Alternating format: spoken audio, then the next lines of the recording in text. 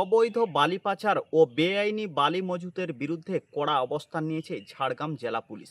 ঝাড়গ্রাম জেলার একাধিক নদী তীরবর্তী এলাকায় যেসব বালি স্টক রয়েছে সেখানে সরজমিনে গিয়ে খতিয়ে দেখছে জেলা পুলিশের আধিকারিকদের পাশাপাশি ভূমি দপ্তরের আধিকারিকরা।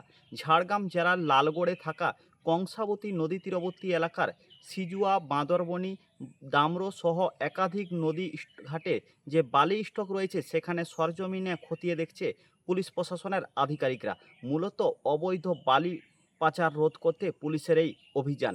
ঝাড়গ্রামের এসটিপিও শামীম বিশ্বাসের পাশাপাশি লালগড় থানার আইসি তারা নিজে সরজমিনে গিয়ে বিভিন্ন জায়গায় খতিয়ে দেখছেন।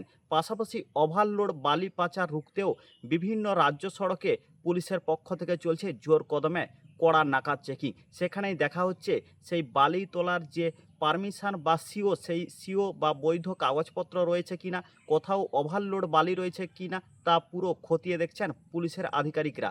বালি পাচার বন্ধ করতে এমনকি বিভিন্ন জায়গায় সিসিটিভিও ব্যবহার করা হচ্ছে বলে পুলিশ সূত্রে জানা যাচ্ছে।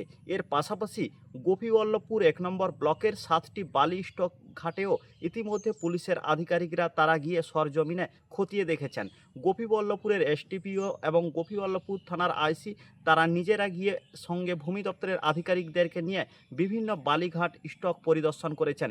এর পাশাপাশি গোপীবল্লভপুর ২ নম্বর ব্লকের ২টি বালিঘাটেও ইতিমধ্যে পরিদর্শন করেছেন প্রশাসনের আধিকারিকরা।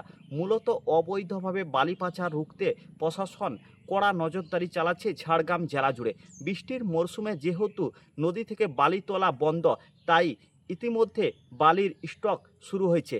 কোথাও কোথাও নদী থেকে কি ব্যবসা যারা বালি ব্যবসায়ীরা বালি তুলছেন কি না সেদিকেও খতিয়ে দেখছে পুলিশের আধিকারিকরা। জেলা পুলিশ সূত্রে ইতিমধ্যে জানা গেছে মূলত অবৈধ বালি পাচার রুখতে ইতিমধ্যে জেলা জুড়ে জোর নাকা তল্লাশি চালানো হচ্ছে। পাশাপাশি নদী থেকে কেউ কেউ বালি তুলছেন কিনা সেদিকেও লক্ষ্য রাখা হয়েছে। যদি কোনোরকমভাবে অপ্রীতিকর ঘটনার সাথে কেউ যুক্ত হয় বা কেউ বালি পাচার করার চেষ্টা করে তা ধরা পড়লে ইতিমধ্যে তাদের বিরুদ্ধে আইনত ব্যবস্থা নেওয়া হবে বলে পুলিশ সূত্রে জানা যাচ্ছে। ঝাড়গ্রাম থেকে অরূপ ঘোষ, কলকাতা টিভি।